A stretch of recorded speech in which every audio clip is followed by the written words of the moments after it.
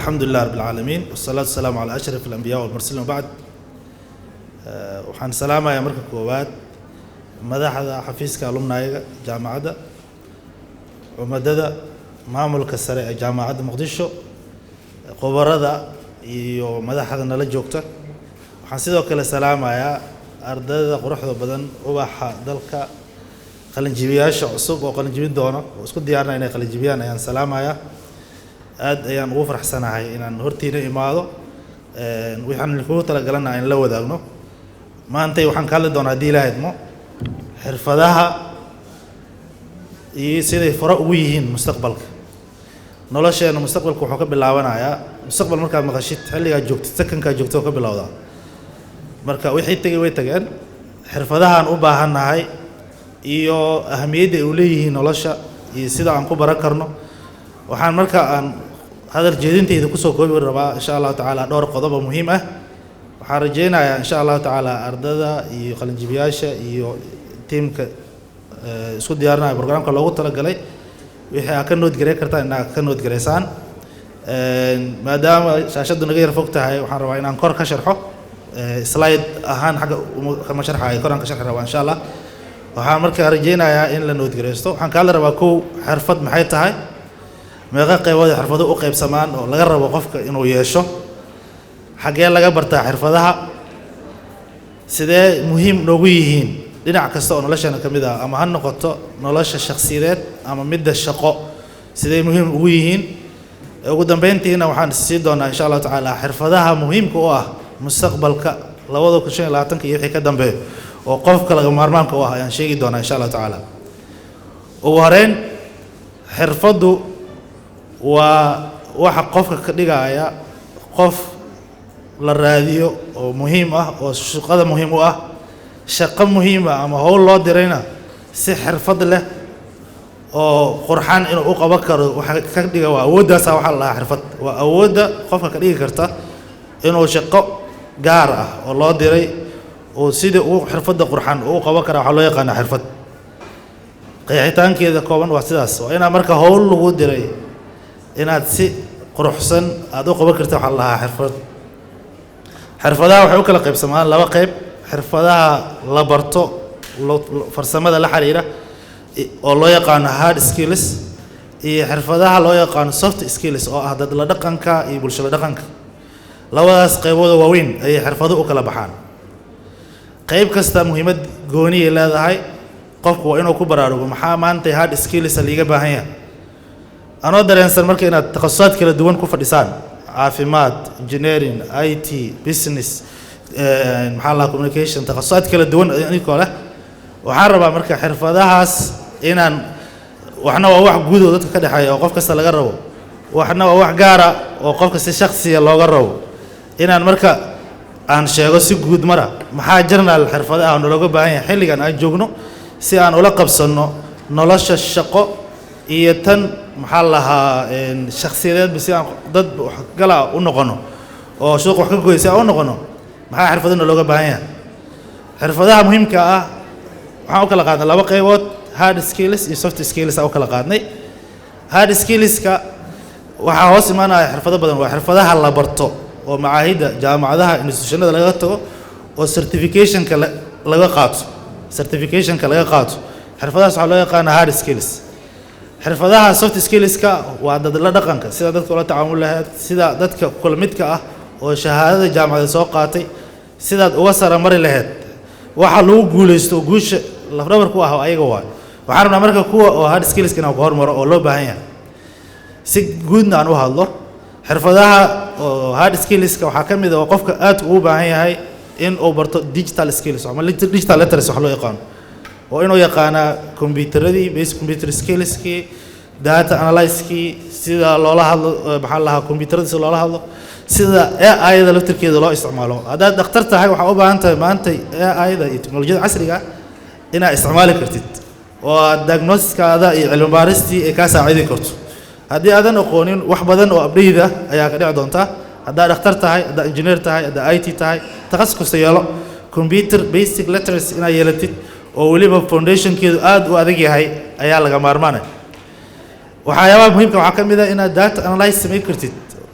si critical thinkingkaada iyo go'aan qaadashadaada ay u noqoto mid macno samaynayso waxaa u baahan tahay inaad data analysis taqaanid xogtan tirada badan oo meel kasta taalo inaad inta soo aruurisid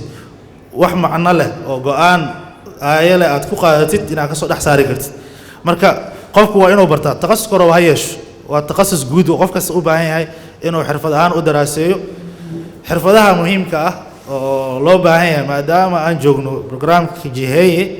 ciwaankuna uu yahay kobcinta xirfadaha shaqo iyo nololeed uu yahay xirfadaha muhiimka waxaa ka mid ah qofku inuu leeyahay financial letters inuu yaqaano sidee finansiga aad u maareyn kartaa sida ugu habbooneed oo si qurux badan uga faa'iideysan kartaa midaad isku maalgeliso midaad cilmi ahaan baratid sidaa uga dhigi lahayd letters muhiim qofku inuu barto daraaseeyo waay sida finansiga loo maamulo inta aad haysatid saa u maamuli lahayd inaad baratid aaday muhiim u tahay xirfadaha muhiimka waxaa ka mid a way fara badan yihiin tusaale ahaan luuqadaha ka mid a luuqadaha ka mid a qof kasta oo takhasus koro yeesho oo luuqadda uu ku qasban yahay inaad taqaanid luuqadaha ingiliishka carabiga soomaaliga luuqadihi inaad si fiican u taqaanid luuqadaha dadka lagula hadli jiray markii hore hadda waxaa u baahanta inaad aaladaha kula hadli kartid inaad AI-da la hadli kartid inaad prompt engineering samayn kartid inaad luuqadii taqaanid oo weliba foundation fiican u leedahay muhiim waaye si aad si dhaqsaa shaqada ugu qabatid way fara badan yihiin marka laga hadlayo marka digital hard skills marka laga hadlayo oo qofku u baahan yahay si janaal waxaa ka mid ah marka skillska u baahan tahay takhasuskaada kuwa la xiriiro dhakhtaraa tahay diagnosiskii 10 sano ka hor qalliinka sidii loo sameyn jiray maanta looma sameeyo birina looma sameyn doono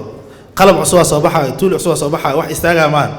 waa inaad barasho joogto ah ku jirtaa 10 sano ka hor sida koorka loo qori jiray looma qoro maanta marka software engineer tahay sida koorka loo qori jiray looma qoro birina looma qori doono si cusub loo qori doona tool cusub soo bixi doono wax badan fududeey doono automation fara badan ku dhacayo inuu marka qofkii la socdo update-kii asoo foundation-kiisina soo dhisay muhiim waa hard skills kuwaas waa waxaan rabaa marka inaan tusaalooyin kale ka siiyo dhanka kale soft skills-ka iyo muhiimadda ay leeyihiin soft skills-ka dhalinyaro loo baahan yahay waxaa ka mid ah wax loo yaqaano critical thinking and decision making qofku inuu yeesho critical thinking inuu yeesho inuu si tolmoon u fakari karo wax kasta oo horeyska dhacayo oo si tolmoon inta u fakaro daatadaas kala duwan analyze gareeyo situationka analyze gareeyo xaaladda jirta analyze gareeyo oo qaadan karo go'aan informed oo aan caadifad ku dhisnayn oo dhihi karo wixii la dhihi lahaa ugu muhiimsanaa meesha oo ka dhihi karo soo xaaladda qiimeynaa qodobka muhiimka oo kale waxa waaye adaptability waa qalin jebinaysaan environmentiga waxbarashada iyo guryaha ka soo bixaysiin waxaa imaanaysaan suuq shaqo dada la tacaamuli doontiin ama mira la kulmi doontiin qofku inuu la qabsan karo janjiga isbeddelka dhacayo flexible inuu yahay dadkaas kala duwan oo la tacaamulayo environmentiga isbedelayo technology-da isbedelayso qalabka hore lagu shaqeyn jiray waa laga guuraya qalab cusub inuu la qabsan karo skillka kaloo muhiimka ah oo soft skillka oo qof kasta laga rabo waxa waaye waxa loo yaqaano emotional intelligence ama wax loo yaqaano sidee dadka ula falgalaysaa sidee empathy wax loo yaqaano inaad bini aadamka la tacaamulaysid inaad taqaanid maxaa lahaa waxa ay mudan yihiin qofkan xaaladda uu ku sugan yahay emotionkiisa iyo sida emotionkaas wuxuu kuu keenayaa marka inaad effective relationship aad dadka la yeelatid aqoonta oo leedahay emotions kala duwan iyo daraasaynta iyo dad dhaqankii iyo habkii waxay kaa saacidaysaa wax fara badan ay kaa saacidaysaa problem solving-ka ka mid ah team working-ka ka mid ah waxyaabaha jaamacadaha iyo institutionada iyo la rabo inay si xoogan uga sii shaqeeyaan oo ardaydu inay kasbadaan laga rabo waxaa ka mid ah oo soft skills-ka in group loo shaqeyn karo waxaan rabaa meesha inaan qiso yar ka bidhaamiyo 2009 waxaa la sameeyey daraasad waxaa la tartansiiyey waa soo koobi doonaa insha allah waxaa la tartansiiyey 9 aqoon-yahan oo carab ah iyo 9 aqoon-yahan oo Japanese by group ku shaqeynayeen marka hore waxaa loo tartansiiyey shakhsi individual qof loo tartansiiyey daraasadii waxay soo egtay qof kasta oo Japanese oo qof carab ama qof caalam العربي ka socdo la tartamo waxa badinaya ama guuleysanaya qofkii carabka shaqada howlka soo la isku diray qofkii shakhsigaana guuleysanaya waxaa loo bedelay tartankii by group waxaa la lahaa bal carabtana ha tartamaan jabaaniiskana ha tartamaan tiimkii jabaaniiska mar kasta oo group caraba ay la tartamaan way ka guuleystaan by team markay noqdaan way ka guuleystaan markii individualka lahaana ayaa guuleysanaya tiimka kale guuleysanaya meeshaas maxaa ku jira marka meeshaas waxaa ku jiro team worka uma tababarnin uma diyaarsanin inaan isla shaqeyno wax isku darsanno aan si awooda iskula shaqeyno uma diyaarsanin marka soft skill-ka muhiimka oo maanta guul lagu gaari karo waxa waaye far kaliya fool ma dhaqdo qof kaligiis wax ma qaban karo in aan team work skills yeelano oo aan team ku wada shaqeyn karno isla shaqeysan karno wax isku darsan karno is aamini karno dad collaborative aan noqon karno aad ay muhiim u tahay inta jaamacadda dhiganaysid ka fakar marka inaad saaxiibo samaystid shaqana aad sii bilaawdid oo baratid qodobka ugu dambeeya oo soft skills ku soo koobaa waxa waaye leadership skills inaad leedahay oo aad xaq kartid dadkana aad goolka u dhaqaaji kartid qodobka ugu dambeeya oo ku soo koobaa insha Allah tacaala waxa waaye dhalinyarada waxaa laga rabaa si ay u bartaan skills-kan oo dhan xagee laga bartaa skills-ka jaamacadaha laga bartaa macaahidda laga bartaa meesha ugu dambaysa waxa waaye suuqa laga bartaa sidaas daraaddeed waxaan ku talinaynaa in aad suuqa inta jaamacadda ku jirtid aad gashid inaad suuqa gashid oo labadii skillba aad baratid hard skills-ka certification laga qaataa ina macaahidda iyo jaamacadaha iyo iskuulaadka lagu qaato aad tagtid 2018 waxaan asaasnay macad skills-ka digital skills-ka lagu barto shakhsiyan ana asaasay waxyaabaha aan aadka oo maxaa dhalinyarada ku boorina waxa waaye inay bartaan skills-ka intee ka baran kartaa macaahiddaas oo kale ka baran kartaa online ka baran kartaa shakhsiyan isku baro macadkaas arday fara badan soo saarnay asoo secondary dhiganayo ayuu wuxuu noqon karaa qofka software engineering asoo secondary dhiganayo oo noqon karaa programmer aan u baahnayn inuu jaamacad goon u galo jaamacadda in loo baahna macnaheedu maaha marka waa maasantihiin aad iyo aad aan kugu mahad celinayaa guuleysta